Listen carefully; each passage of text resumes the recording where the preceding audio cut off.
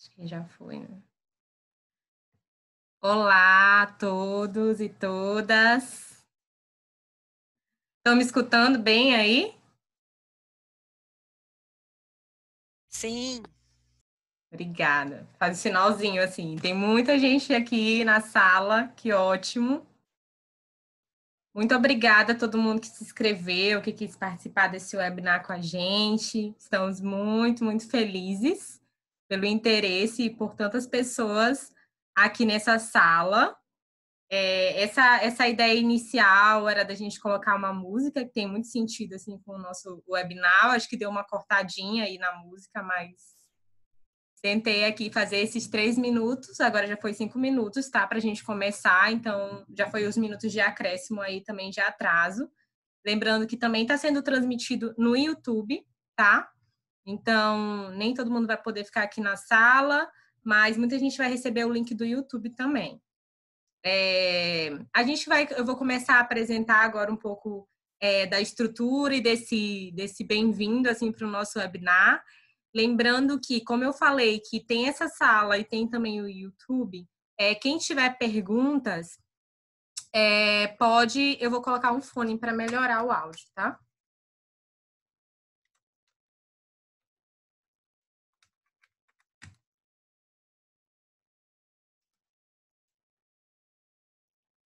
Bom, quem quiser ir fazendo perguntas, pode fazer por aqui, pelo chat ou no YouTube, tá? E aí, no final, a gente vai ter um tempo para perguntas também. E aí, a gente prioriza agora de deixar ligado só o microfone das pessoas que estão falando, porque como tem muita gente na sala, para a gente conseguir escutar todo mundo e especialmente as nossas participantes também. Bom, vamos começar então esse webinar.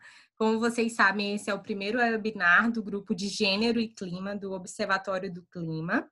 A gente tem várias convidadas especiais aqui hoje que a gente quer trazer para fazer essa fala inicial, né? A narrativa de hoje, a ideia que a gente tem é para trazer um pouquinho de umas falas de mulheres que trabalham, né, tanto no contexto global quanto no contexto mais local, do trabalho com as mudanças climáticas e como que o trabalho de cada uma delas, de maneira individual e coletiva, impacta o ambiente e essas discussões, né, que a gente vem fazendo sobre mudanças climáticas e como que as questões de gênero se encaixam dentro disso tudo, né? Porque, então, esse é o título do nosso webinar de hoje. E para isso, né, eu tenho duas convidadas iniciais que vão fazer essa introdução e explicar um pouco mais para a gente. A primeira é a Marina. Se a Marina já estiver por aqui, só desmuta o microfone para dar um oi aí para a gente. Oi, gente, tudo bem? Oi, tudo bem, Marina? A Marina e a Nara, elas vão dar uma introdução um pouquinho para a gente, antes da gente começar o webinar, para a gente entender um pouco mais. E aí, apresentando elas, a Marina Piatto é gerente de Clima e Cadeias Agropecuárias do Imaflora e também é presidente do LabOC, que ela pode explicar um pouquinho para a gente, um pouco mais o que é. E aí, também, seguindo a fala da Marina, a Nara também vai entrar aqui para falar um pouco com a gente. A Nara ela é gestora ambiental pela Exalc, a USP, consultora no Imaflora e atualmente ela é a pessoa, né, que faz essa facilitação e a construção do plano de ação e gênero do nosso grupo do Observatório do Clima. E aí a Marina pode falar e a Nara já seguir essa fala de introdução. Bom, boa tarde a todos, obrigada pela presença de vocês. A gente já está num grupo bem grande. Bom, eu sou Marina Piatto, trabalho no Imaflora e atualmente colaboro com o Observatório do Clima, na coordenação do Observatório e também no OCLab, né? No LabOC, que é a parte do Observatório do Clima que faz toda a gestão de projetos dentro da nossa rede. Então, nós estamos organizando toda a governança, o time, para fortalecer essa instituição que vai facilitar que os projetos, assim como o projeto de gênero, criem corpo, criem escala. E aí nós temos toda uma estratégia de gênero que foi elaborada por esse grupo E uma das atividades serão essa série de webinars com esses especialistas no tema, porque eu acho que todos nós da rede, fora da rede, precisamos aprender muito como conectar ainda gênero com mudança climática. É um desafio, acho que no Brasil, fora do Brasil, um assunto muito novo para todos. Então, obrigada, bem-vindos. Pessoal, sou a Nara, que como a Karina já me apresentou, obrigada aí pela fala inicial, Marina. Bom, eu estou facilitando no momento, né, esse processo. Como a Marina disse, é muito novo ainda para todo mundo do OC, mas o nosso plano está ficando muito legal, a gente quer contar com outras organizações, não só da área ambiental, mas também que trabalham com gênero em específico, para montar, né, esse plano e fazer essas ações. Acho que adiantando um pouco de como a gente está agora, atualmente, nós temos 4 áreas de ação. A primeira é de capacitação, dentro da rede principalmente, mas também fora. Uma produção técnica que envolve a junção desses 2 temas, a articulação, como eu tinha dito aqui, com outras organizações e também a comunicação. Então, um pouco do que a gente está fazendo hoje vai na linha de capacitação, mas também comunicação. E aí eu fico aberta para sugestões, são muito bem-vindas, até porque essa é a nossa primeira ação dentro do plano. E se suas organizações tiverem interesse, nós estamos ainda estruturando como vai ser essa interação, mas fiquem à vontade para entrar em contato e construir em conjunto com o observatório. Muito obrigada. Obrigada, Marina e Nara. Então, tem essa introdução, né, que, como a Nara falou, é algo que está sendo construído, então a gente está bem alegre que esse é o primeiro produto, assim, real das nossas discussões, dos nossos encontros. E, então, agora, eu esqueci de me apresentar, né, que era para ter sido antes também. Eu estou aqui representando uma das redes que faz parte do Observatório do Clima, que é o Engajamundo. O Engajamundo talvez é a rede mais jovem, assim, do Observatório, né? Nós somos uma rede que a gente trabalha, tenta ser descentralizado, né? Apesar da nossa sede ficar em São Paulo, a gente tem várias grupos por toda a parte do Brasil, em várias aldeias também, em regiões quilombolas. Eu sou aqui do Maranhão, estou aqui no Maranhão. E o nosso objetivo é que o jovem ele se envolva cada vez mais com essas temáticas, entenda como que são feitas políticas públicas, como que ele pode impactar e fazer mesmo coisas na prática para que a gente impacte o mundo. A gente trabalha com vários grupos de trabalho e um desses grupos de trabalho é o grupo de trabalho em mudanças climáticas, que é esse grupo que hoje eu estou na coordenação junto com a Paloma de Brasília. E esse é um pouco do que faz o nosso trabalho. Então, se tiverem aí tem nessa rede de 15 a 29 anos que querem conhecer um pouco mais do trabalho do Engajamundo e como que a gente está envolvido também com o próprio Observatório do Clima, pode entrar nas nossas redes e sejam bem-vindos e bem-vindas. Bom, é isso. E agora eu vou também apresentar um pouquinho das nossas convidadas. Mas antes disso, para explicar como vai ser, a gente vai ter um tempo aqui de 45 minutos que a gente vai conversar com essas convidadas. Vão ser feitas algumas perguntas específicas, né, que a gente tem para conversar um pouco de quem elas são, do que representa e do trabalho delas também, envolvendo o tema que a gente vai discutir aqui hoje. E aí, se surgindo perguntas, vocês podem colocar aqui no chat, que no final a gente vai ter uns 20 minutinhos aí para a gente responder as perguntas de cada um que deixou ali, tá bom? Então, para apresentar um pouquinho das nossas convidadas, né? Elas são 3 mulheres que a gente traz aqui hoje, tem contextos diferentes assim, de trabalhos e elas vão poder compartilhar com a gente hoje. A primeira é a Alice, né, que algumas pessoas aqui já conhecem.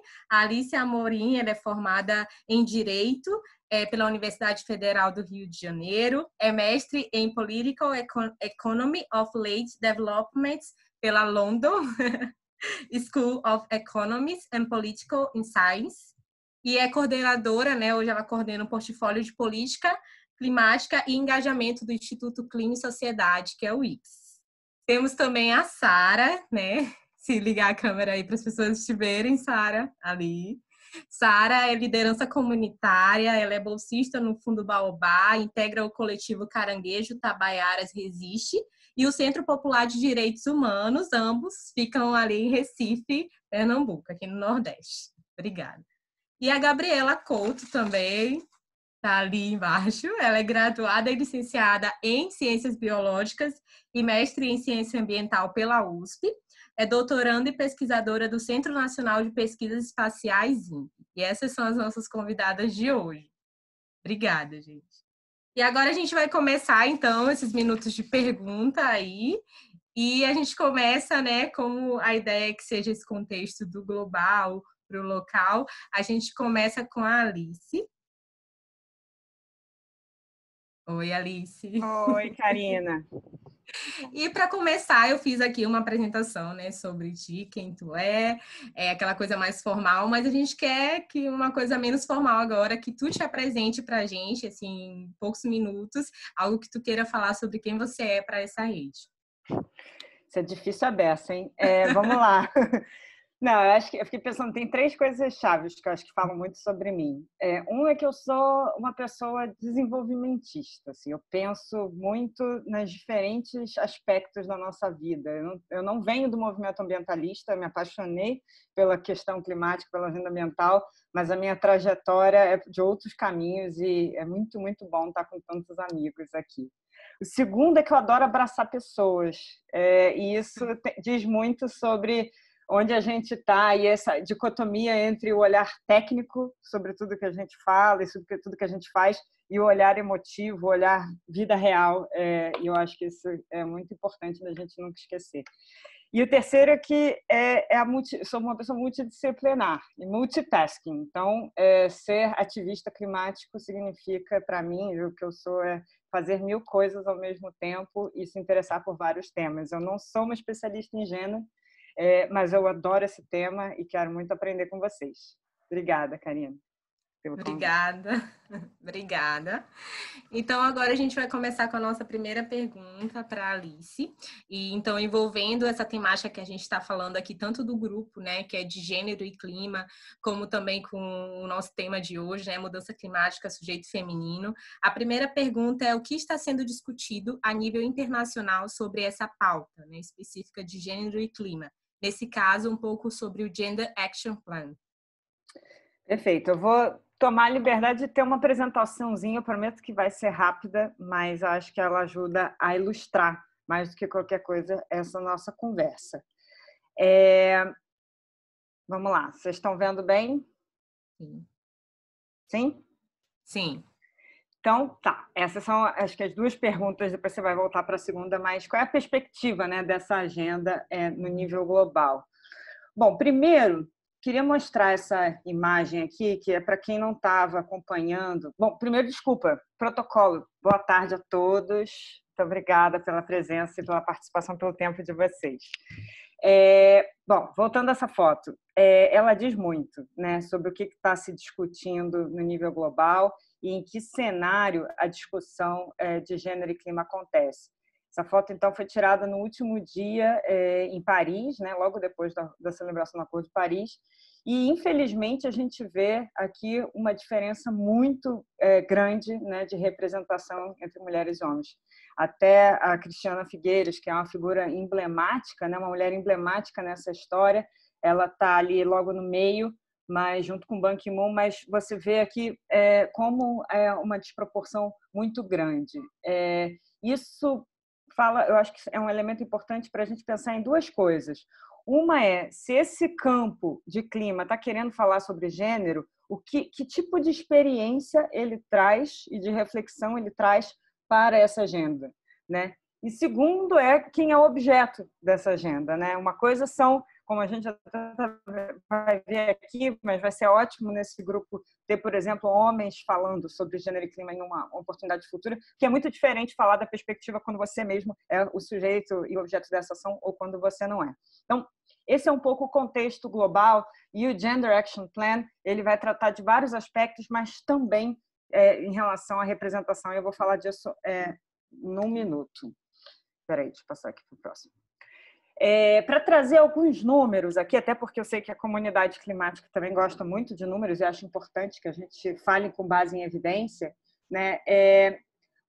Foi feito um relatório sobre a representação. Eu peço desculpas desde já por ser em inglês, mas eu não tenho esse documento, não deu tempo de traduzir ele, mas, enfim, alguns desses documentos, infelizmente, a maior parte dos documentos é redigido em inglês. Mas aqui está fácil de pegar o contexto, que é o seguinte: qual é a composição, a distribuição de gênero nas delegações dos diferentes órgãos da Convenção do Clima. Como vocês podem ver aqui destacado, nos diferentes órgãos, nas diferentes sessões, isso aqui vale tanto para COPs como para outros órgãos, eles têm todo um raio-x disso, está ali mais ou menos na faixa de 30% a 40%. Ou seja, isso sequer é um número até bem maior do que o que tinha naquela foto anterior, mas o fato é que existe um reconhecimento de uma representação desproporcional e da necessidade de fazer alguma coisa para lidar com isso. No ano passado, esse relatório é uma referência muito interessante para quem quiser se aprofundar sobre essa temática. Foi feito um relatório dentro da Convenção sobre os diferentes impactos, né, da agenda de clima nas mulheres e nos homens, como é que as dimensões de gênero eram consideradas em diferentes políticas, etc. E também essa questão da representatividade. E aí vem, eu destaco, ainda nesse olhar de representação, um parágrafo que diz o seguinte: embora todas as partes tenham reconhecido a importância desse assunto, desse equilíbrio, dessa equidade, nenhuma parte, nem organizações observadoras proveram informações sobre políticas ou processos que estão sendo implementados para resolver esse problema. Isso é muito sintomático, porque, queiram ou não, essa agenda, mesmo a nível global, é uma agenda relativamente nova. Então, a gente ainda está num campo, num momento de pensar o que isso é, reconhecer a importância desse tema, mas a gente ainda está engatinhando no sentido de mover para a ação, mover para as atitudes mais concretas. Eu acho importante a gente ter em mente, em relação a isso, as organizações observadoras, então não só as partes, não só os países, porque o OAC está fazendo um grande ato importante nesse momento, em começar esse GT, de tomar essa atitude, porque isso é sim uma medida que, por acaso, nesse caso aqui, seria uma ação sendo implementada. Se você olha para o que está sendo discutido no nível de ação climática, existe uma plataforma dentro do site da UNFCCC, da Convenção do Clima, que é a chamada plataforma NASCA, onde tem aqui 17 mil, se vocês olharem do lado esquerdo em cima, 17 mil atores representados e mais de 26 mil ações climáticas que foram registradas como sendo feitas nos últimos anos, desde 2014. Eu só encontrei uma que fala sobre gênero, que é essa daqui, que está aqui. Liderada pelo UN Women, né, a ONU Mulheres, com o apoio da Costa Rica e da Convenção do Clima. De novo, isso são dados ou evidências para corroborar o quanto que isso é um terreno a ser ocupado ou uma narrativa, uma reflexão que precisa avançar. Hoje, se a gente olha para o nível global, tem dois, eu diria, dá para dizer com alguma tranquilidade, que tem dois campos que têm muito mais avançado, muito mais evidência, muito mais discussão, que é basicamente dois protagonistas, vamos chamar, dois continentes protagonistas. Um é a África, mas pela ponta do estudo de caso ou do objeto do estudo, e a Europa, que tem tido muito mais, tem um avanço, tem uma sociedade civil e uma linha de financiamento muito mais avançada nessa reflexão. E aí, isso é muito o que você vê, né? É um olhar da discussão de gênero e clima sob a ótica tanto das mulheres no campo da agricultura, sobretudo, e aí com um olhar muito mais de vulnerabilidades e impactos, e do outro lado o olhar da inclusão do emprego, né? Então aqui no caso do lado direito é um projeto que é muito interessante, inclusive vale dar mais uma olhada nele, como é que foi integrada essa gender mainstreaming, né? Ou seja, essa incorporação de questões de gênero no desenvolvimento de um projeto de uma fazenda solar. Então, eles são bastante representativos e aqui vem um chamado sobre também o papel da reflexão sobre o Brasil nisso, que é muito pequena ainda, né? Eu não consegui localizar dentro dessa base nenhuma referência do Brasil, de histórias do Brasil sobre essa agenda. Então, para chegar no ponto que você tinha me perguntado sobre o Plano de Ação de Gênero e Clima, ele basicamente, hoje é o principal arcabouço institucional dentro da Convenção de Clima para dar materialidade ou concretude a essas discussões. Ele já vem sendo desenvolvido mais fortemente desde 2014, como uma decorrência do chamado Programa de Ação de Lima, e ele tem essas 5 prioridades. Eu não vou me estender a falar muito sobre elas, porque a gente pode voltar isso nas perguntas no final, porque cada uma delas já merecia talvez um webinar específico. Mas eu acho que vale a pena a gente reprisar pelo menos o que elas significam na prática, né? Um primeiro componente, que é de desenvolvimento de capacidade, gestão de conhecimento e comunicação, muito a ver com toda essa percepção de que o próprio sistema climático, as organizações, o sistema ONU, precisa se educar sobre o que isso significa na prática. Então, tem muitas ações, desde realizar workshops para as delegações das partes, até produção de relatórios, conteúdo, advocacy, enfim, materiais de comunicação para sensibilizar a sociedade sobre isso. Então, tem uma série de atividades prioritárias e que estão previstas para serem feitas online ou presencialmente, em tempos atuais é difícil dizer, mas daqui para frente. O segundo ponto diz respeito à equidade de gênero na participação e na liderança feminina. E aí fala muito com aquela foto, com aqueles dados que eu trouxe do começo. Existe uma preocupação muito grande de você viabilizar não só que mulheres participem das discussões de clima de alto nível globais, mas que também tenham uma posição de tomada de decisão e de liderança. Não adianta só a gente estar lá, a gente tem que estar lá e ter que conseguir fazer parte desse processo de tomada de decisão. Então, muitos desses censos, por assim dizer, conversam ou dialogam com essa sensibilidade de que não adianta mais falar em presença, tem que falar na qualidade dessa presença, né? O terceiro ponto é a coerência. E aqui, não sei se na minha tela está parecendo como se estivesse tapando, mas tem um símbolozinho ali do ODS 5, que diz respeito a uma coerência entre os diferentes espaços do sistema das Nações Unidas, e, em particular, os ODS, né? Então, existe um certo divórcio, ainda que muitos players muitas pessoas que atuam em um dos dois campos tentem puxar, né, esse diálogo entre os dois universos, acabam que você não tem mecanismos de criar essa coerência nos diálogos, na produção de conhecimento e nas respostas políticas que são dadas. No fim do dia, a pergunta se você é possível cumprir o ODS 5 de equidade de gênero e não tem impacto nenhum na agenda de clima? Ou, ao contrário, é possível incluir você implementar a NDC, o Acordo de Paris, e ter um impacto nenhum ou muito negativo em equidade de gênero? Então, são perguntas que esse grupo, plano de trabalho, plano de ação, pretende responder. E os dois últimos, monitoramento e reporte, tem a ver com produção de dados e acompanhamento sistemático. Esse é o modus operandi tradicional da Convenção do Clima para qualquer assunto, mas eu acho que vale a pena a gente gastar um minutinho que seja no tema da implementação responsiva a gênero e meios de implementação, porque aqui você entra toda a discussão sobre em que medida o olhar de gênero ele é incorporado ou não, seja nas NDCs, sejam nas outras políticas climáticas a nível federal, a nível estadual, né, no nosso caso, ou municipal, ou mesmo outras políticas que não sejam explicitamente de clima, mas que estão diretamente relacionadas à agenda e que podem ter um impacto positivo ou negativo. Dificilmente uma política ela é neutra, né, sobre o olhar de gênero. Desculpa. Então, que maneiras? Esse mainstreaming, que é um termo, eu nem sei traduzir ele direito, mas que é um termo muito usual no campo global, ele muitas vezes pode ser, inclusive, mal interpretado de maneira muito superficial.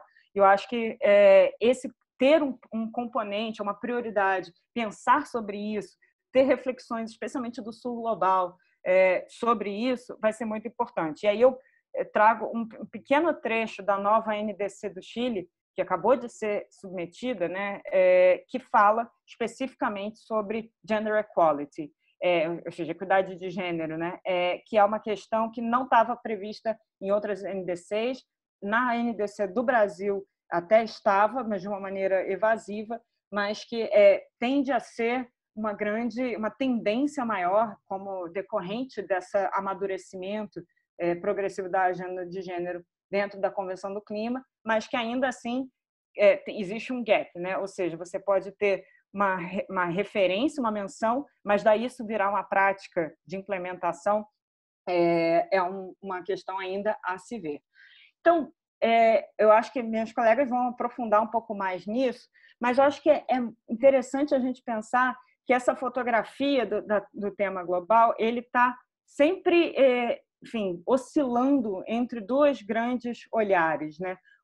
Mais individual, no sentido da mulher como indivíduo, da mulher como líder, da mulher como protagonista das tomadas de decisão. E a Rachel Kite, que é essa mulher que está aqui nessa tela, para quem não sabe, que trabalha no tema de energia, sobretudo, que é essa coisa, né, uma figura pomposa, uma figura assim que demonstra poder, né, e que, enfim, tem um elemento importante, porque, inclusive, muito do Acordo de Paris foi, sim, desenvolvido por mulheres, foi pensado, foi o suor de muitas mulheres que fez o Acordo de Paris existir, e também a dimensão do coletivo. Então, olhar para as mulheres a partir de uma lógica de comunidades, etc. E, de outro lado, esse pêndulo também, né? Que é o pêndulo da força, ou seja, da mulher como alguém mais adaptado à mudança do clima, mais capaz de se adaptar, mais resiliente, e, por outro lado, a mulher mais vulnerável, sempre partindo, no nível global, daquela lógica de que, enfim, das evidências, sobretudo o Banco Mundial e outros que falam que a maior parte dos pobres no mundo são mulheres e crianças, né? Então, logo, são mais vulneráveis, mas que ainda carece um pouco de uma reflexão mais profunda sobre o que isso significa na prática. Ou seja, ela varia muito, né, de prática em prática. E aí a pergunta é que outras fotografias nesse cenário global a gente quer colocar? E aí eu deixo essa pergunta para vocês. Obrigada, Alice. Eu acho que a segunda pergunta que a gente tem para falar, eu acho que ela foi até meio respondida assim também, mas tem alguns pontos específicos quando tu traz essas fotografias também, que a gente pode olhar a participação das pessoas dentro desse espaço internacional, né? A segunda pergunta é para ti, qual que é a importância de ter diversidade dentro desses espaços específicos de tomada de decisão, como, por exemplo, uma conferência de clima da ONU?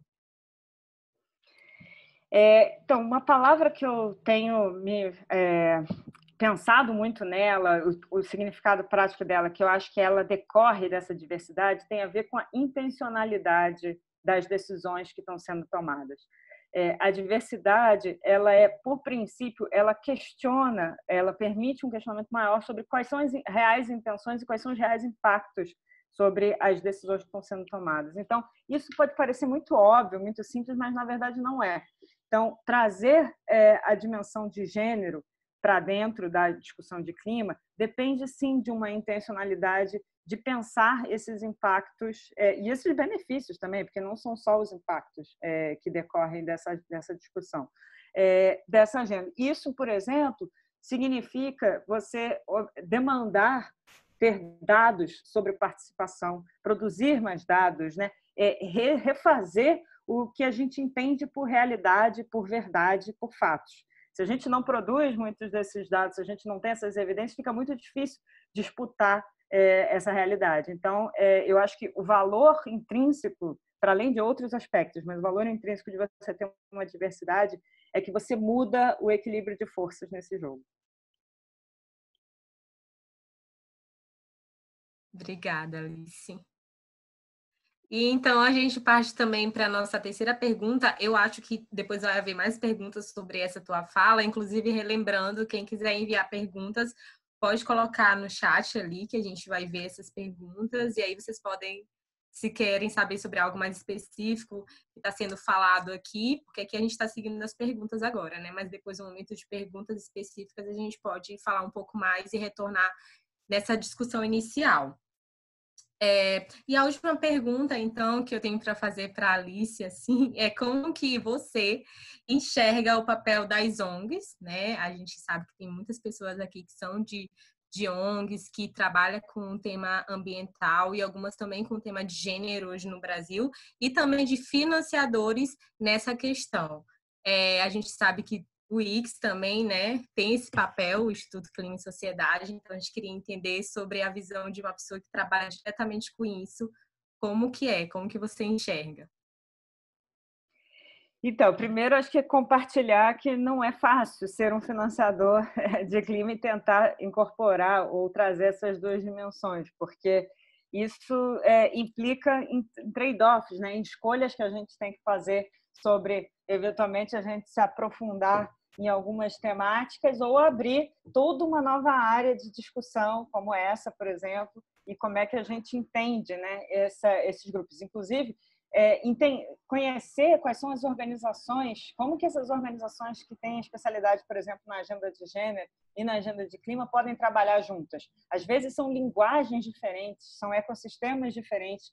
Então, eu vejo uma função muito importante no papel do financiador, e eu acho que, enfim, no IX a gente tenta muito fazer isso, que é um pouco ligar esses diferentes mundos. Eu acho que a rede de financiadores da sociedade civil mundo afora, no Brasil não é diferente, tem um poder catalisador muito grande, para além do financiador como o recurso financeiro, mas o financiador como um construtor de pontes, né, entre mundos diferentes. Eu acho que isso é um papel muito importante, muito valioso. Acho que, pensando nessa agenda em particular, que tem todo esse acúmulo, ainda que relativamente pequeno vis-à-vis outros temas, mas no nível global, um acúmulo que a gente pode trazer, ajudar a traduzir para os nossos contextos. Então, e isso é uma coisa que é uma parceria, talvez, entre o financiador e as organizações do campo, né? Que é você ter sempre esse diálogo sobre o que é mais relevante para mudar a realidade que a gente tem hoje, né? São perguntas que a gente se faz, que as organizações se fazem, e que a partir desse diálogo, dessa parceria entre as organizações, que a gente consegue produzir um material, um conteúdo mais importante, mais útil, estratégias mais robustas, etc. Eu acho que tem um tema bem importante para a gente pensar, e aí olhando um pouco também para o histórico do próprio Observatório do Clima, que é esse olhar de análise de políticas e produção de dados. Tem 1000 agendas, enfim, desde advocacy, campanhas, etc. Mas eu queria destacar, acho que, sobretudo esses dois, porque são aspectos que o campo do clima já está acostumado a fazer. Agora é uma questão de você virar a chave, né, no sentido de, então tá, que pergunta, para além de quantas toneladas de carbono serão evitadas com a medida A, B ou C, como é que isso tem um impacto de gênero, né? Nas mulheres, enfim, nas crianças, nos jovens, nos idosos. A gente, muitas vezes, nem mencionei sobre isso, mas tem um aspecto demográfico que tem a ver com o perfil demográfico do país, que também tem um impacto muito diferenciado. Então, e a gente precisa se perguntar isso. Então, eu acho que esses pontos são muito importantes e a gente... acho que a gente não constrói isso sozinho, constrói isso como ecossistema, e acho muito bom que vocês estejam fazendo isso. Obrigada, Alice. Obrigada por essa participação inicial. Eu vejo que tem muitos questionamentos também, né? A gente traz alguns e responde algumas coisas, mas ficam vários questionamentos no ar também. A gente está tendo algumas perguntas aqui que no final a gente vai fazer, mas sei que muitas coisas ainda vão ficar precisando de resposta. Bom, agora a gente convida a Gabriela, né, para entrar nessa roda, para chegar aqui para a gente conversar agora. Oi. Olá. Como eu falei para a Alice também, né, já fiz esse contexto assim sobre quem é a Gabriela, mas agora eu queria que a Gabriela falasse quem é ela.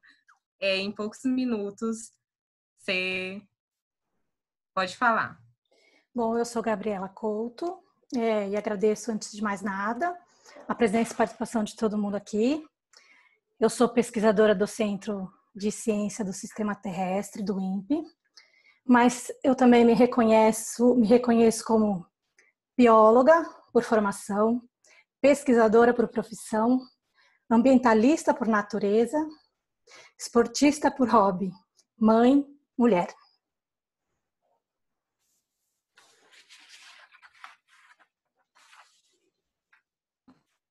Tá, obrigada, Gabriela. Conhecemos agora um pouco mais, né? Bom, a gente vai começar com as nossas perguntas aqui também. E aí que tem um pouco a ver com o que eu falei inicialmente sobre esse trabalho que a Gabriela vem fazendo também em suas pesquisas e também no INPE. E a nossa primeira pergunta é como que os desastres eles se encaixam dentro dessa problemática que a gente está trazendo aqui, né? Que é esse processo de mudanças climáticas globais. E a questão de gênero também, a gente vai discorrer um pouco mais depois nas outras perguntas, mas a gente queria que tu fizesse a contextualização sobre esses desastres, né? E o que seria isso?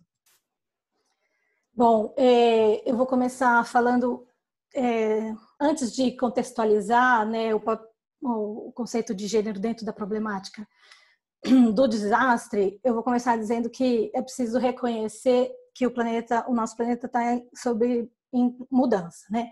E aí eu não preciso defender, enfim, a ciência traz todos os dados e as organizações hoje trabalham com esse elemento como primordial. Então, essas mudanças as quais o planeta vem sofrendo, né, e causando alterações no clima e nos sistemas ambientais globais, são responsáveis pelo incremento de eventos extremos. Então, não só o incremento de eventos extremos, mas o aumento da grandeza e frequência do número desses extremos climáticos. E aí, só uns exemplos, né? Um estudo do IPCC de 2012 aponta, né? O incremento de dias e noites mais quentes, o aumento de chuvas mais intensas, de secas mais prolongadas e aumento do nível do mar. Aqui no Brasil, tem estudos, e principalmente do professor Marengo, de 2014, que apresenta cenários similares. Então, incremento de potencial de chuvas fortes, secas mais intensas, temperaturas mais altas e inundações históricas. Então, quer dizer, é um incremento de eventos climáticos extremos que tem impacto direto na questão dos desastres. Então, um aumento no número, não só no aumento de eventos, mas no aumento no número de mortos, feridos e pessoas desalojadas de sua casa em todo o mundo. E aqui, de novo, eu trago alguns dados. Bom, eu venho do mundo acadêmico, então eu vou estar sempre trazendo exemplos de dados concretos daquilo que a academia traz como informação. Então, segundo o Banco de Dados Internacionais em Desastres, o MDAT, entre 1994 e 2013, foram registradas no mundo 218 milhões de pessoas afetadas por desastres, sendo que dessas, 1,35 milhões foram de vidas perdidas. Então, é um número gigantesco de pessoas no mundo todo que perderam suas vidas ou que foram afetadas por desastres ao longo desses 20 anos. E aí, é importante contextualizar como é que a ciência entende desastre, né?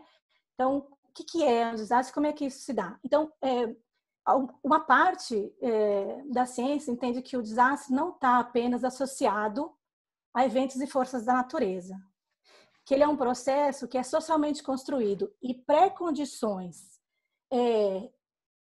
sociais, econômicas, políticas e culturais são determinantes de como é que os diferentes grupos são impactados, sofrem e respondem diferencialmente a desastres. Então, os eventos extremos, eles são só eventos catalisadores de condições que são pré-existentes diferencialmente e no mundo todo. Então, seja na escala micro, seja na escala macro, né? E aí é preciso dizer que gênero é um dos aspectos que se enquadra como das condições pré-existentes, né? como importante categoria analítica para você olhar para a vulnerabilidade diferencial de desastres. E é onde a minha pesquisa dialoga nessa temática, né? Eu vou fazer uma análise dos desastres brasileiros a partir da perspectiva de gênero no Brasil, né? Então, mas principalmente, né, entendendo que os impactos são sentidos de forma desigual entre homens e mulheres, que os desastres vão ser um processo que vai para além dos eventos e forças da natureza, mas como condições, pré-condições da sociedade. Obrigada. Então, Gabriela, diante dessa primeira resposta, né, para a tua pergunta, entra aí a segunda pergunta também, que é por que olhar para as mulheres dentro desse contexto é importante, né? E aí falando tanto da questão mais global quanto da questão Brasil também. Tá. Bom, eu vou começar dizendo que os estudos apontam que mulheres e meninas são o grupo mais impactados por desastres quando comparado às suas contrapartes masculinas. Seja o impacto na questão de saúde, segurança, moradia, direitos e até mortalidade, né, direito à vida. E aí um pouco do contexto, né, de como que surge, né, esse olhar para gênero no contexto de desastres. Historicamente, as pesquisas em desastres eram conduzidas a partir da perspectiva do masculino, né, onde os homens carregavam a categoria de heróis, né, os salvadores, aqueles que tomam a decisão e salvam, né, as mulheres indefesas, etc. Né, e aí eles acabavam sendo o objeto central da pesquisa e as perguntas de pesquisa acabavam focando no papel do masculino no que tange a desastres. Mas com o desenrolar de pesquisas, na verdade, alguns eventos que foram no tempo e no espaço acontecendo trouxeram dados que fizeram com que a ciência repensasse esse foco. Então, por exemplo, em 1991, no ciclone que passou em Bangladesh, 91% da mortalidade foi em mulheres. Após o tsunami do Oceano Índico, em 2004, 70% da mortalidade foi em mulheres. Já em Myanmar, depois do ciclone em 2006, 61% da mortalidade foi mortalidade de mulheres. Então, não tinha mais como a ciência ignorar a importância de olhar para o grupo das mulheres quando se tratava de mortalidade por desastres. E aí a ciência foi tentar responder algumas perguntas importantes, né? Então, por que as mulheres são mais vulneráveis, né? E quais as dimensões de gênero que estão associadas às consequências de desastre, né? E quais outros fatores, né, relacionados ao gênero que aumentam ou pode contribuir para a redução de desastres, quer dizer, na resposta de fenômenos como esse, né? E aí tem alguns resultados que a ciência foi buscar em eventos de desastres no mundo, e aqui alguns exemplos do resultado, né? Então, um estudo, por exemplo, no Sri Lanka, que apontou para as mulheres como grupo mais vulnerável a inundações devido às suas diferenças no tipo de emprego, na renda, nas normas definidas para as mulheres e nos papéis sociais cumpridos diferencialmente entre homens e mulheres. O estudo, por exemplo, no Nepal, onde as mulheres são reconhecidas como o grupo mais vulnerável a desastres devido às altas taxas de analfabetismo, pobreza, tabus sociais, falta de acesso e controle sobre os recursos e baixa influência na tomada de decisão. Em Bangladesh, a desigualdade de gênero está associada a disparidades que existem entre homens e mulheres, como a falta de acesso a recursos, serviços de saúde, educação, finança, crédito, enfim, inclusive aparatos legais, né, que são feitos para homens e não contemplam as mulheres. Então, um conjunto de fatores que acabam sendo determinantes da maior vulnerabilidade de mulheres versus os homens quando se trata em situações de desastres, né? E aí você falou, né? E no Brasil, o que a gente sabe, como é que isso acontece? Existe, né? Diferença? Bom, no Brasil é um desafio muito grande que precisa ser superado, né? Vou começar mencionando alguns estudos que são importantes, né? Não são muitos, mas são relevantes. Um estudo publicado em 2012 na Ecology and Society, de um grupo de pesquisadoras que foi tentar fazer uma correlação entre educação, gênero e capacidade adaptativa a risco de desastres num estudo na Rocinha, lá no Rio de Janeiro. E como resultado da pesquisa, as autoras apontaram como educação como elemento-chave para a resposta a situações de vulnerabilidade feminina, também em contexto de desastres. Tem um estudo também em 2009, da autora chamada Del Melo Branco, que procurou descrever como é que as mulheres nordestinas no Pernambuco lidam com a seca. E ela chegou à conclusão de que em momentos de crise as mulheres acabam se apresentando como agentes importantes de mudança do cenário local, né? Mas que essas mudanças acabam sendo potencializadas à medida que elas têm o auxílio, por exemplo, de organizações não governamentais ou sindicatos rurais que fazem parte do espaço que elas ocupam, né? Então, são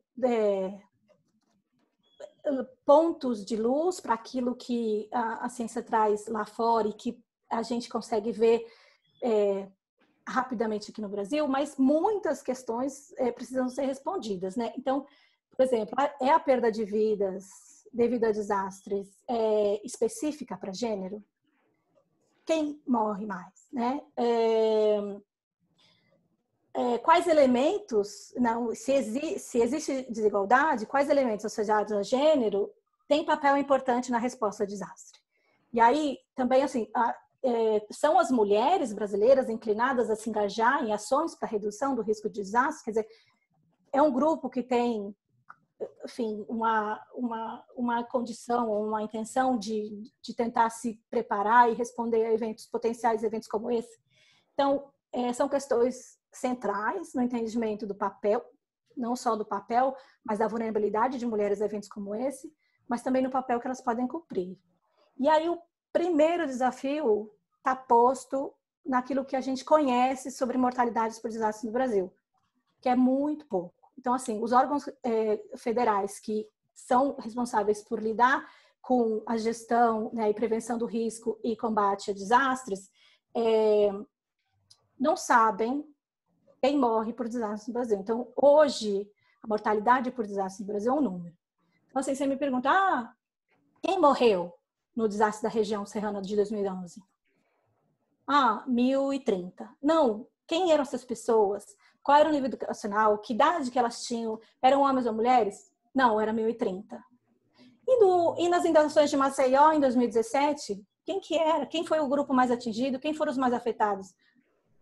Então, não se sabe, não existe hoje um instrumento que faz uma análise por idade, gênero, nível educacional e etc., para a mortalidade por desastres no Brasil. Então, esse já é uma primeira dificuldade que se apresenta como para você conseguir responder como é que o Brasil, enfim, como é que os desastres afetam diferencialmente os desastres no Brasil, né? E aí é um pouco para onde eu estou tentando olhar na minha pesquisa, né? Olhando para o caso da região serrana do Rio, estou tentando olhar, né, quem que morreu, quem foi o grupo mais afetado, que idade que essas pessoas tinham, qual é o nível educacional, usando dados secundários que não são do Ministério da Integração Nacional nem das Defesas Civis, tentando ter um mínimo de noção baseado num evento que aconteceu aqui no Brasil, né?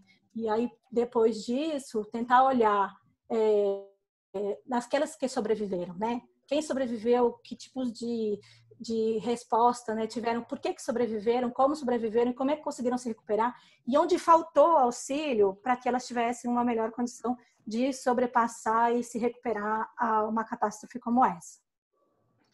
Basicamente isso. Obrigada, Gabriela.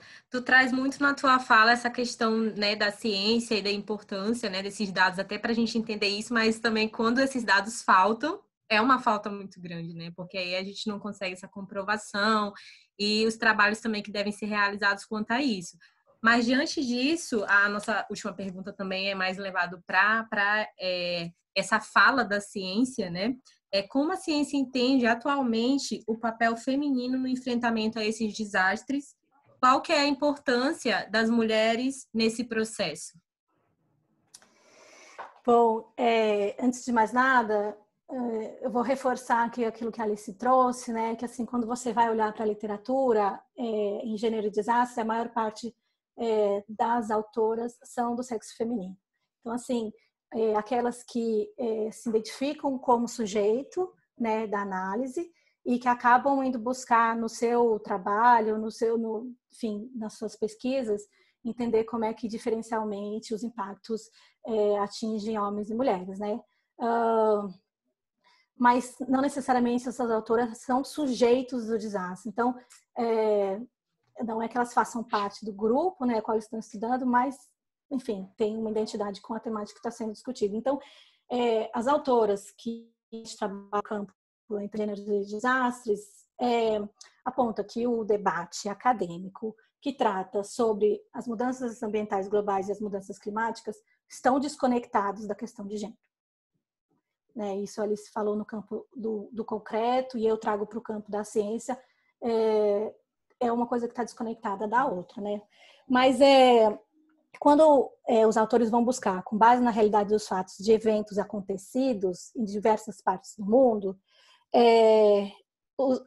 aparece, né, que homens e mulheres sentem de forma desigual o impacto de situações de desastre. E não só sentem, como eles respondem e se recuperam diferenciadamente, né? E aí, alguns elementos que são importantes, que aparecem na literatura, como de maior vulnerabilidade de mulheres. Então, a pouca educação, a baixa renda, o desemprego, a dependência de homens para ter acesso à terra e o cultivo de recursos naturais. Restrições culturais, então, muitos desses países que eu falei, as mulheres não podem nem sair de casa sozinhas. O baixo poder de decisão e de mobilidade entre as mulheres, né? E aí, no pós-desastre, né, na questão da resposta e recuperação, tem agravantes adicionais, que as mulheres que acabam acumulando papéis, na medida que são elas que cuidam do coletivo, daqueles que estão perto dela, né? Então, buscando o bem-estar de todos ao seu redor. E também, somado à migração de homens, que muitas vezes acabam saindo do seu local para buscar trabalhos em outras regiões, deixando as mulheres para trás com as famílias, né? Então, eu vou aqui fazer uma citação, que são elas as últimas a comer, as menos assistidas pelos grupos de ajuda e muitas vezes sujeitas de violência social e assédio sexual. Então, agravantes que ainda pioram condições desse grupo quando se trata de eventos de desastres, né? Ufa, né? Pois é. Obrigada. Mas eu vou olhar para o lado positivo de tudo isso, não vou terminar desse jeito, sem o desespero coletivo. A ciência também traz evidências mostrando como é que as mulheres podem ser olhadas pela perspectiva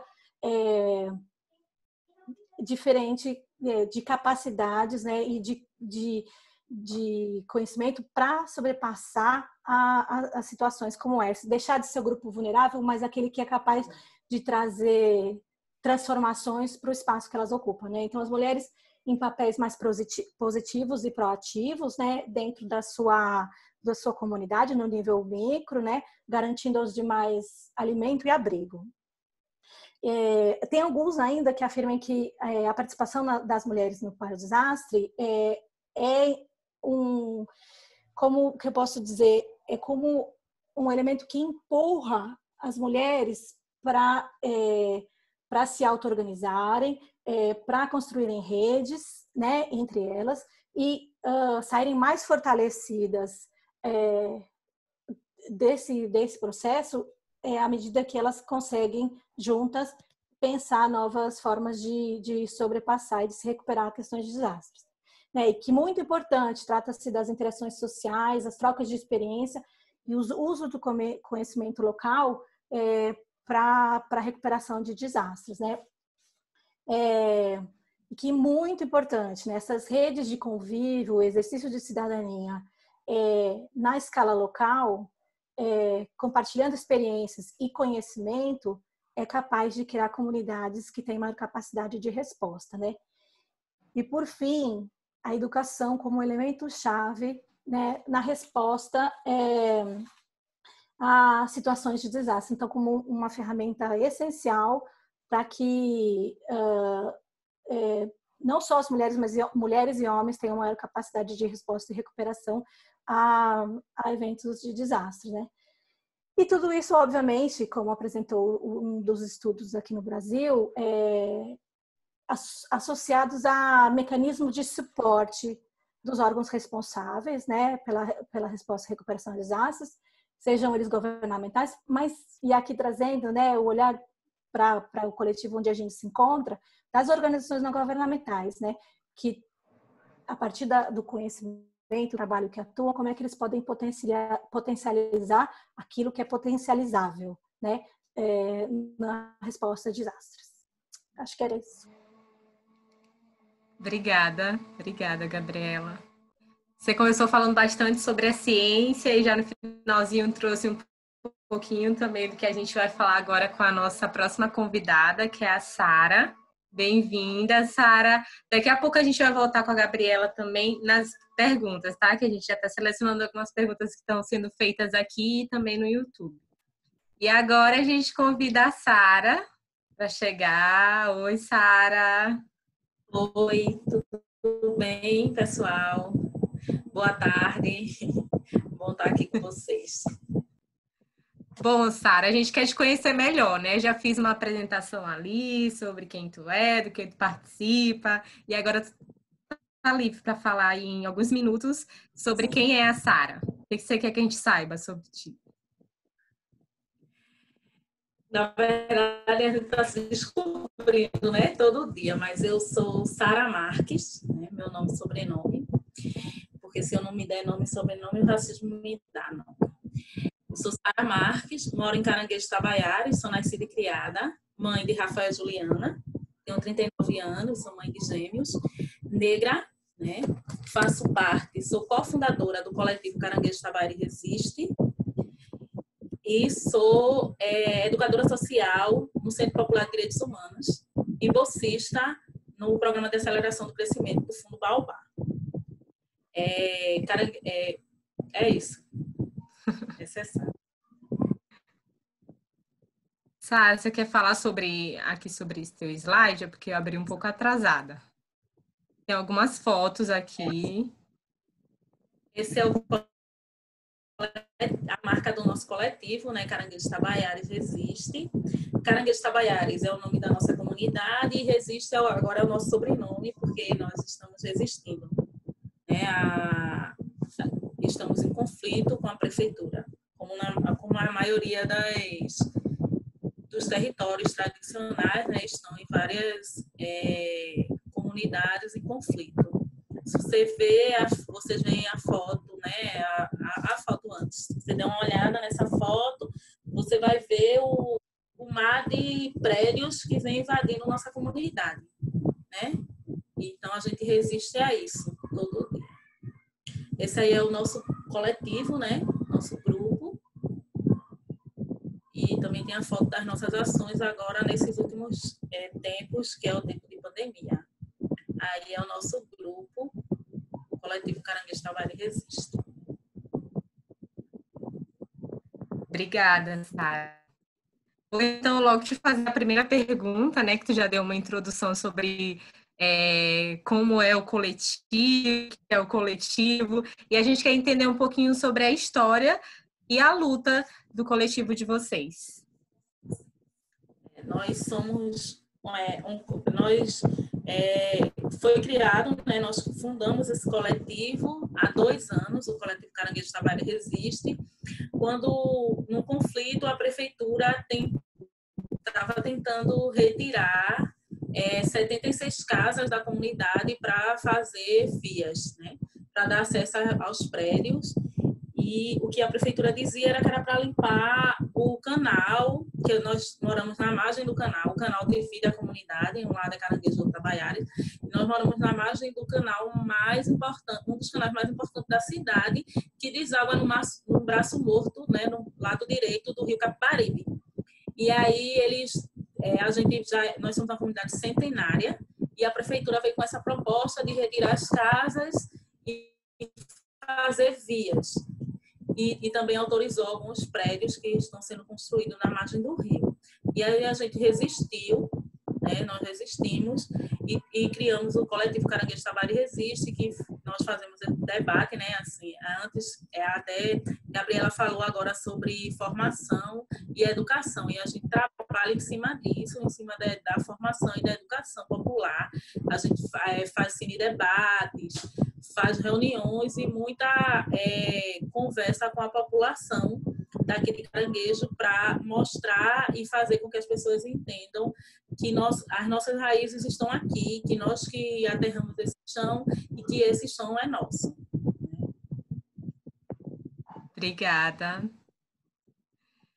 A segunda pergunta que eu tenho para te fazer também sobre essa tua visão, né, sobre o local que você vive, é como que é a realidade da tua comunidade, como que tu vê a mulher negra se inserindo nesse espaço, e dentro disso também para trazer um pouquinho sobre essa visão de urbanização que vocês têm aí na comunidade de vocês em Recife. Certo.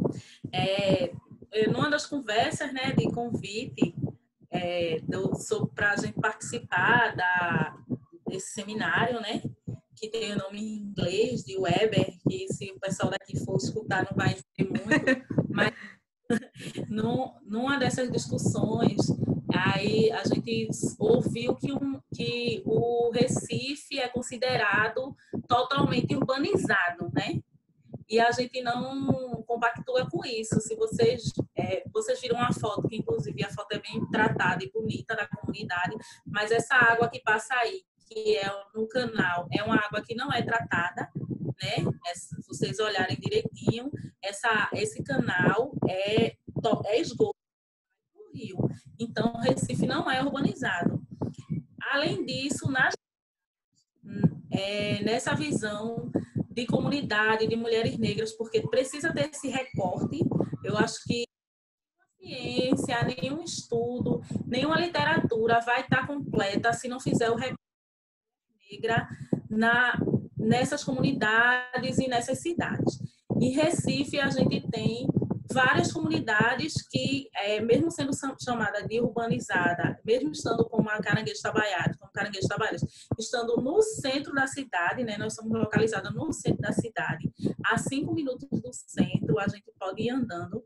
Nós vivemos como quilombos, como comunidades rurais, tipo rurais, porque somos muito próximos, nós trocamos as coisas, nós estamos em parcerias, e aqui a gente vive, ainda tem muita gente que vive de pesca, né?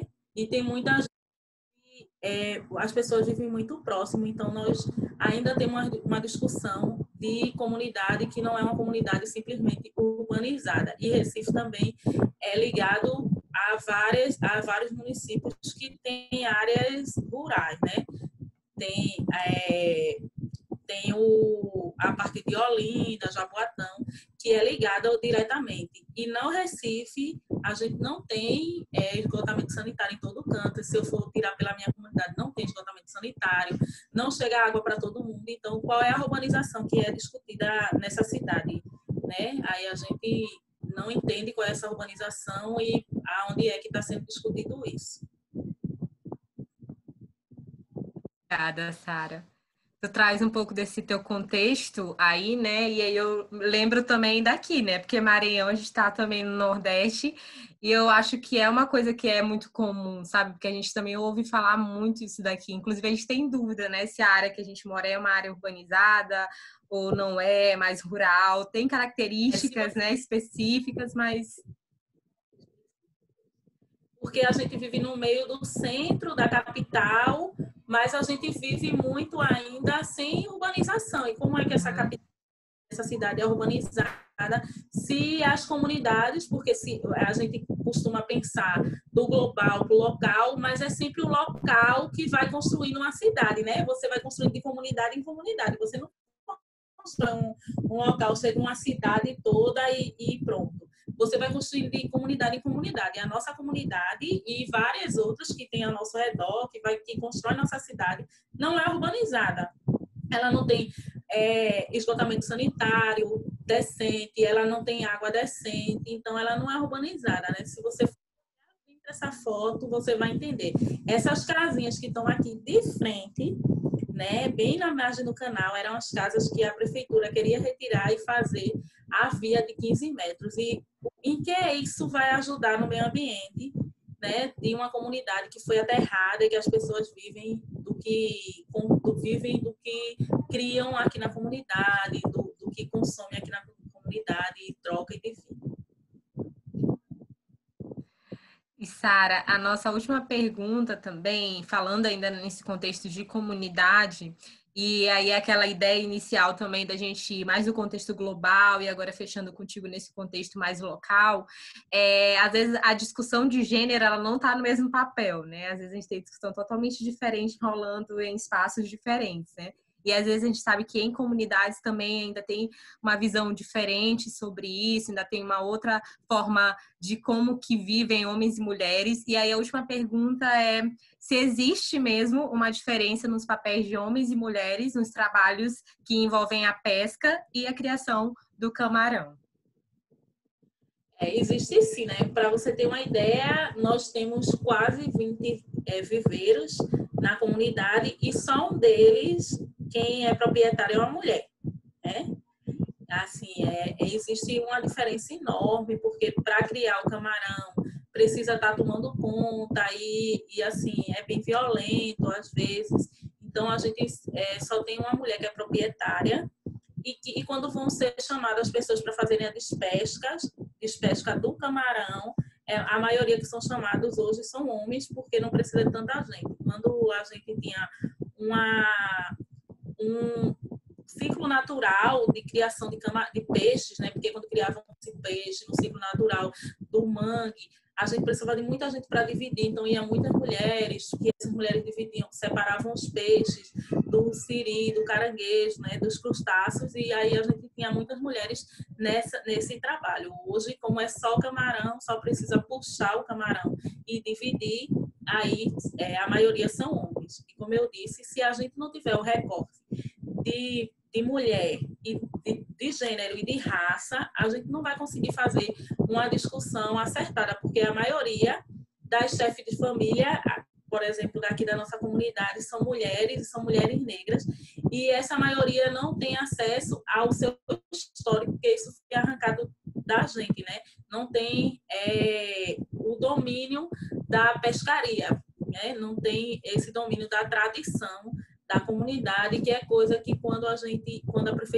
entrou nesse conflito com a prefeitura, a gente está trazendo esse resgate histórico da comunidade, que é para as pessoas se identificarem.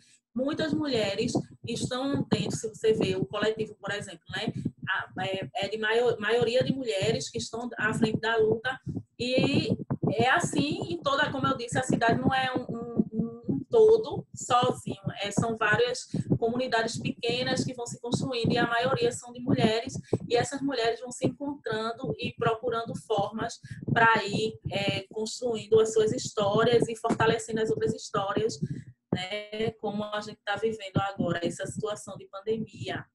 Dentro das comunidades, a maioria que estão à frente de discussão são as mulheres, e a gente está de frente nessa discussão. Quem é atingida são as mulheres na fome, e quem se preocupa mais com isso somos nós, mulheres negras, de dentro dessas comunidades.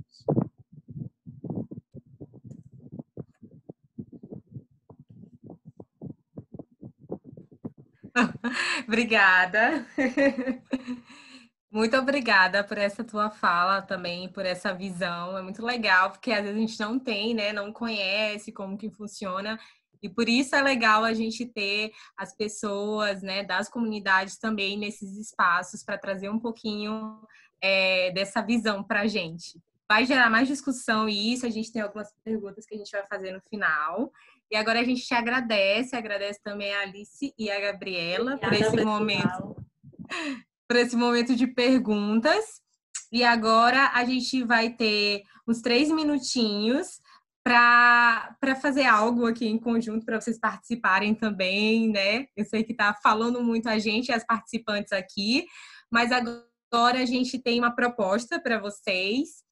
Eu vou colocar aqui do lado o link, tá? Da nossa nuvem de palavras. E vou explicar um pouquinho como que funciona também.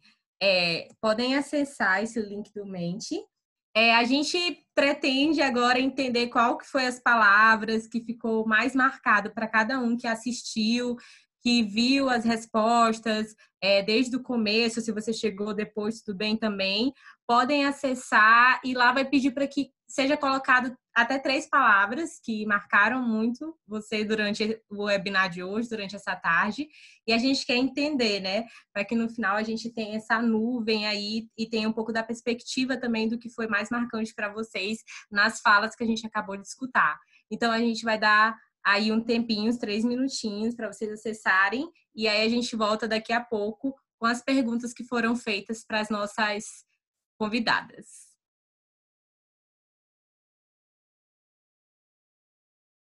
Karina, o link não tá, entrou agora. Foi, né? Pronto.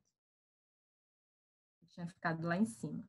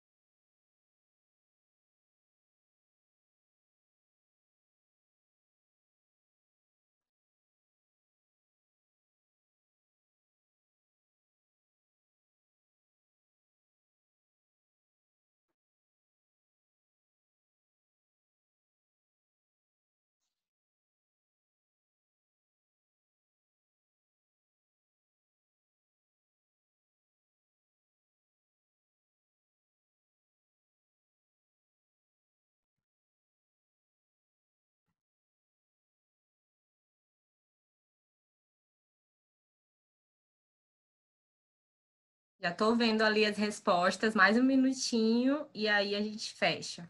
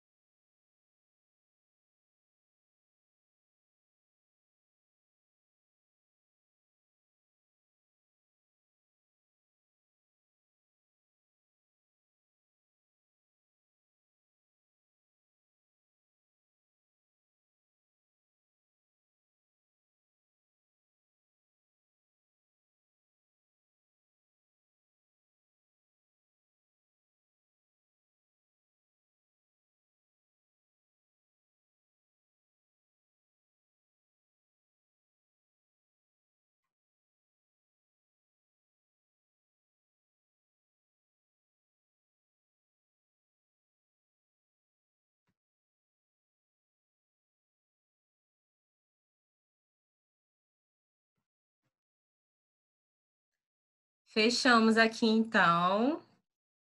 E já temos palavras. Não sei se alguém ainda está respondendo, acho que sim, que ainda está mudando ali. Só para confirmar, vocês conseguem me escutar e visualizar a tela que eu estou compartilhando? Sim. Sim. Obrigada.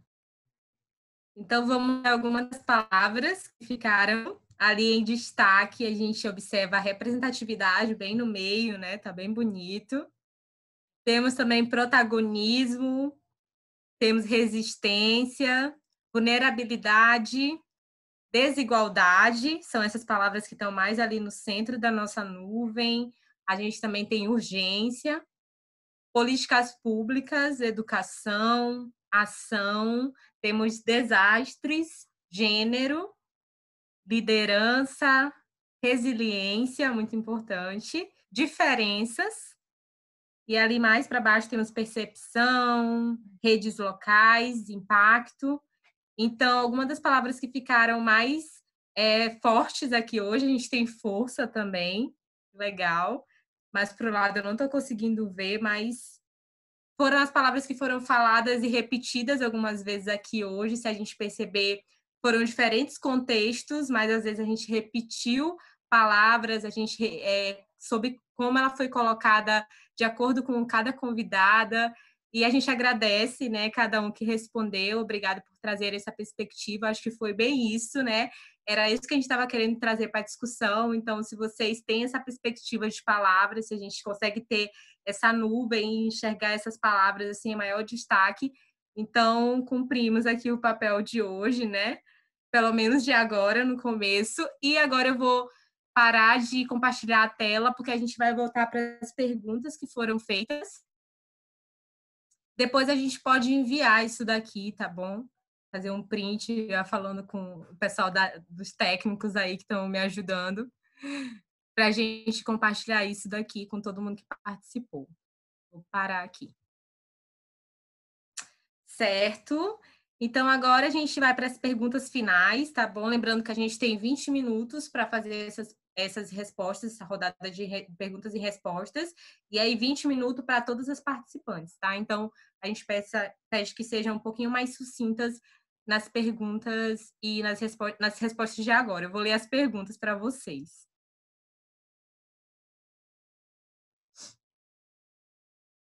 E queria convidar a Alice, né, voltando à mesma ordem inicial lá, agora para responder as perguntas que foram feitas pelos nossos participantes aqui no chat, né, que estão aqui nesse grupo, nessa chamada, e também pelo YouTube.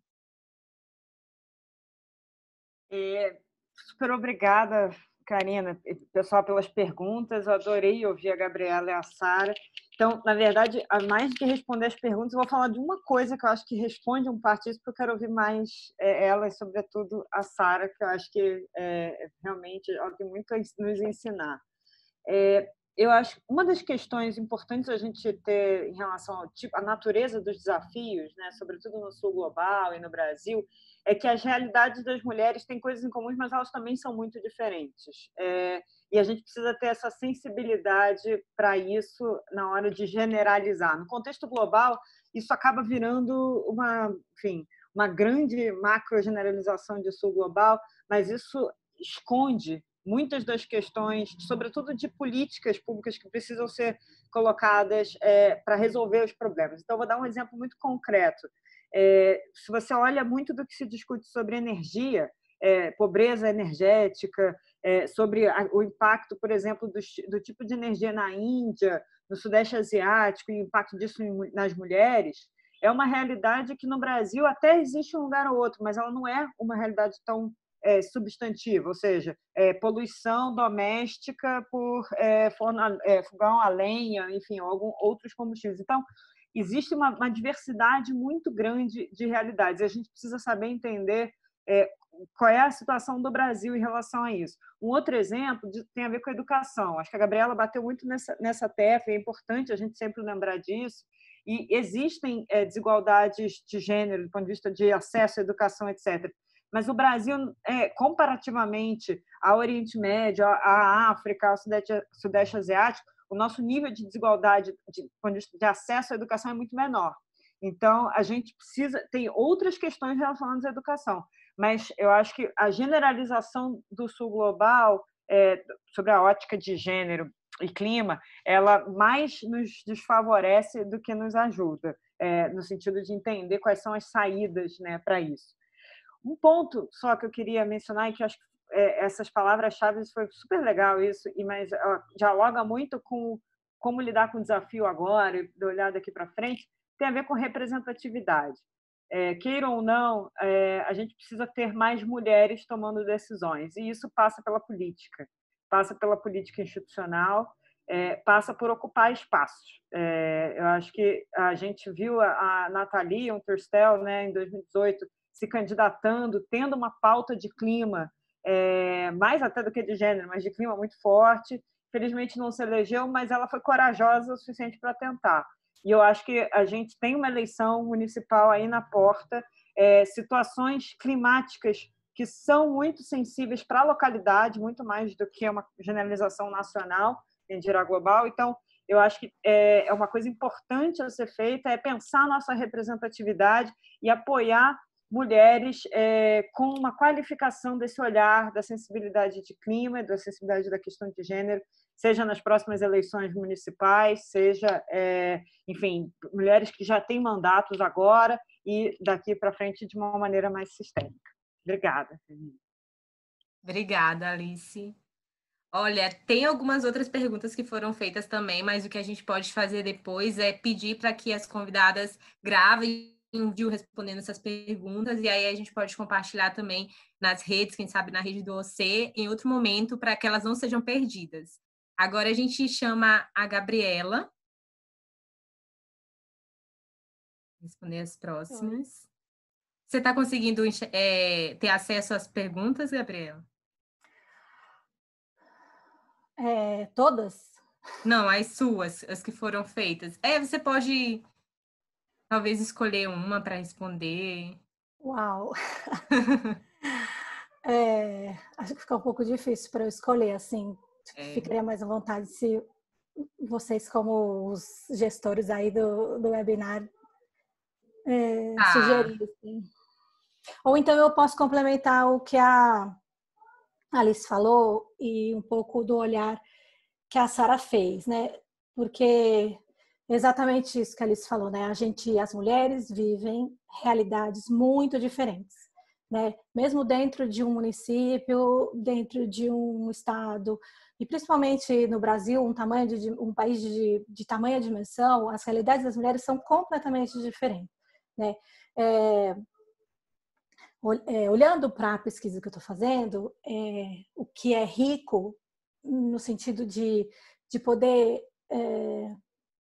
avançar um pouco mais no entendimento do impacto diferenciado em mulheres, é que o desastre da região da Serra do Rio afetou os bairros nobres e os bairros menos nobres. Afetou os municípios de Petrópolis, Teresópolis e Nova Friburgo de forma igual, não teve distinção econômica nesse caso. Então, aí dá para fazer uma análise maior, quer dizer, de realidades diferentes sentidas por um desastre, por uma grande catástrofe no Brasil. E aí, indo para a educação, enfim, é isso que foi dito, né? O ensino formal, né, a educação que a gente tem no país é muito discrepante com o que outros países têm como índice de educação. Mas tem alguma coisa, tem um elemento que a gente entende como educação, que é a educação informal.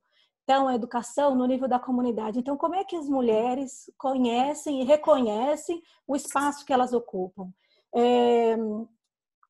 Né? Como é que elas... enfim, quais são os grupos dos quais elas podem se associar para potencializar as demandas que ela tem na escala local, né? Quais são os organismos, né, os órgãos que potencialmente poderiam ser incorporados à problemática e que podem ser agentes catalisadores de mudanças. Então, que é um pouco aquilo que a Sara traz, né, o empoderamento das mulheres na escala local e o conhecimento que elas têm da própria realidade.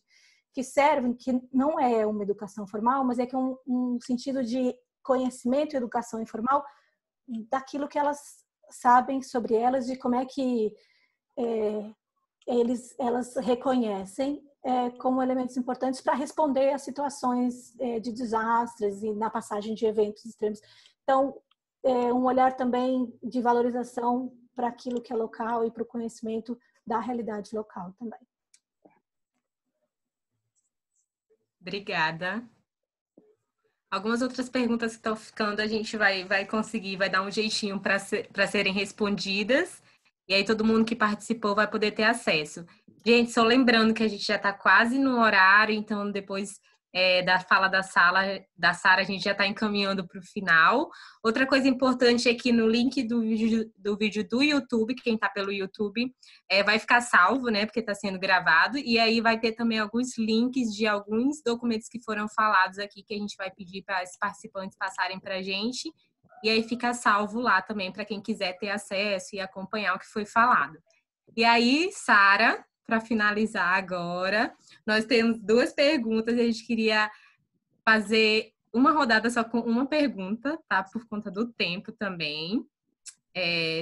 Tem essa primeira pergunta aqui que foi feita pela Karen, que é na sua visão, né? Como você acha que as ONGs e financiadores podem auxiliar que vozes como a sua sejam consideradas na construção das políticas públicas?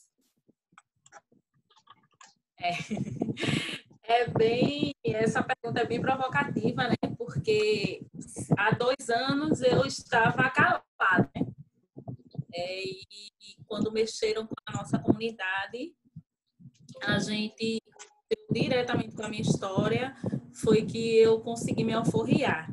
E aí, as ONGs, né? Eu estou dentro de uma, dentro do CPDH, dentro do coletivo Caranguejo Tabari Resiste. E aí, financiadores de fora, né? A Fundação OK, conseguiu contribuir para que a gente consiga fazer o trabalho. Porque para as mulheres e para as mulheres negras e de periferia, as coisas são muito difíceis. A gente fica pensando que acabou a escravidão, mas a gente ainda está presa a muita coisa, né? Porque quando se fala da barriga, do estômago, como é que a gente faz discussão se a gente está com fome, se nossos filhos estão com fome? Então, a gente não consegue ir para a luta. Quando as organizações e as fundações, as ONGs pensam nas mulheres dentro das comunidades e custeiam isso, a gente consegue mudar a história, porque não é à toa que Caranguejo está resistindo.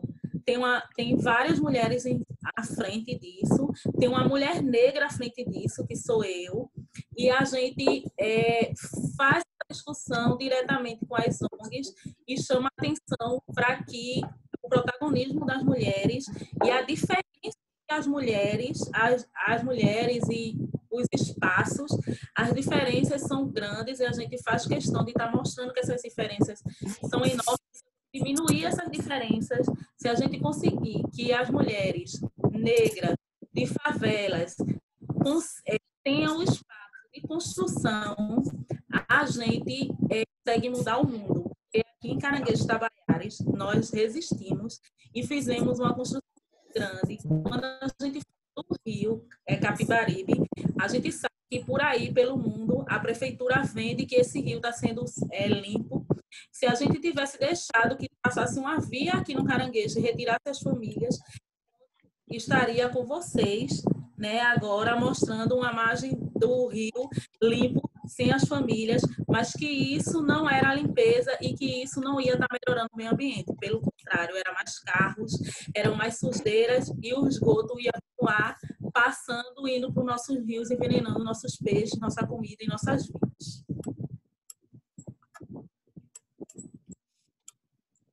Caranguejo Tabaiares existe. Obrigada, muito obrigada pela tua participação, muito importante isso. Agradecemos também a Alice e a Gabriela. E para finalizar aqui, antes da nossa última parte, A Alice vai trazer alguma coisa para a gente, algo para a gente refletir. Bom,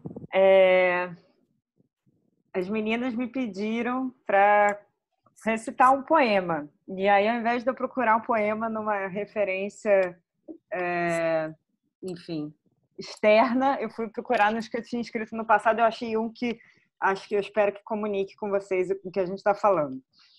O nome dele é Sapatos. Depois eu coloco lá no vídeo. Tenho pés de criança levada, pele fina, arranhões, farpas e sujeira. Piso na terra molhada reiteradamente para sentir o prazer da lama entre os dedos. Corro no asfalto quente, pulando cada queimadura como se não conhecesse a sensação ruim. Enfio os pés na areia mole para cobri-los de conforto. Saio pela vida sem sapatos, até que coloquem sapatos em mim. Tenho pés de princesa. Os banhos de pétalas, carícias e futilidades. Calço os chinelos no primeiro sinal de cacos de vidro à vista. Uso sapatos pomposos, altos, desconfortáveis para os pés escondidos embaixo do vestido. Saio de casa com sapatos que me afastam da realidade no chão. Tenho pés de mendiga. Chuto latas, pedras e insetos sem receio. Piso em arames farpados com dor travestida de confiança. Tenho furúnculos, frieiras e todas as iquisiras que se pode imaginar. Os sapatos não cabem em mim e, com sorte, um dia terei sapatos meus. Não saio de casa, saio a caminhar. Tenho pés de velha, com veias saltadas do tempo, do esforço, da debilidade. Piso no chão sem firmeza, com medo e com dificuldade. Carrego no arrastar dos pés o peso das conquistas e dos arrependimentos longínquos. Saio de casa com sapatos, mas mal consigo andar. Por que sapatos? Para que sapatos? Tenho pés de cego. Ando com cautela e ainda assim esbarro em objetos no meio do caminho. Uso pares de meias trocados achando que são iguais. Acho que meus pés me libertam, sabendo que estou eternamente presa. Saio de casa com sapatos que não conheço completamente. Tenho pés, tenho sapatos, mas não sei o que fazer com eles. Obrigada, Alice. Para finalizar agora assim com chave de ouro, né? Tantos questionamentos, eu acho que a gente trouxe algumas perguntas, respondemos, mas também eu acho que a gente sai daqui com algumas respostas e com muitos questionamentos também, que a gente pode tentar indo responder aí ao longo dos próximos anos, dos próximos encontros. A gente quer agradecer novamente muito a Alice, a Gabriela e a Sara. Muito obrigada mesmo. Foi muito importante, acho que a gente conseguiu ter essa visão que a gente estava querendo, né? O contexto global, vindo e chegando até o contexto local das comunidades. Obrigada às pessoas que participaram, que fizeram perguntas, que responderam ali os nossos formulários.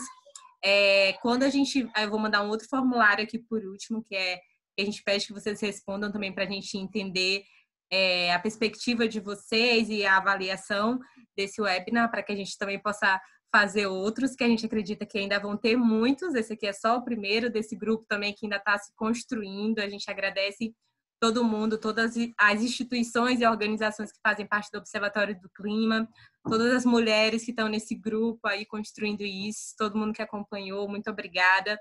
Como já foi falado aqui no começo, Tamara, se tem pessoas que não estão tão próximas, mas querem fazer parte disso, entre em contato também. A gente está aí para ir construindo juntas. E eu vou colocar aqui agora no final o link, que eu peço muito para que vocês respondam esse formulário, para que a gente possa ter essa avaliação de todo mundo, para entender como que foi.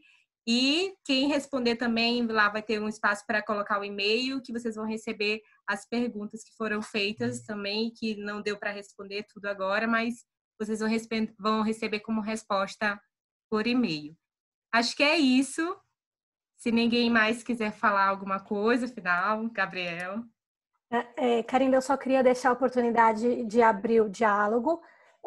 Eu estou aqui desejada de de que as pessoas possam compartilhar as histórias delas comigo. Então, o meu agradecimento de verdade. Aqui embaixo é o meu e-mail. E todos aqueles que quiserem contar a sua história, que foram vítimas de situações de desastre, ou que tenham perguntas específicas, escrevam para mim, a gente troca o WhatsApp. Enfim, eu quero abrir a oportunidade, eu quero ouvir de vocês e pessoas que foram sujeitas de desastres, o que as pessoas têm para me contar. Vocês são a riqueza daquilo que a gente pode entender e conhecer melhor sobre os desastres, são as pessoas, e eu estou aqui aberta para escutá-los. Então, agradeço e deixo aqui meu e-mail para quem quiser continuar o diálogo. Obrigada. Obrigada, Gabriela. Que ótimo isso. Compartilhar também ali nas nossas redes. A Alice ou Sara querem falar alguma coisa?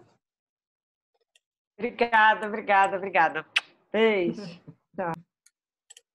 Quero agradecer e também pedir para... A gente vai colocar o linkzinho, né? Eu até falei com o pessoal, também do apoio à nossa campanha aqui em Caranguejo Itabaiana de doação para a gente enfrentar essa pandemia.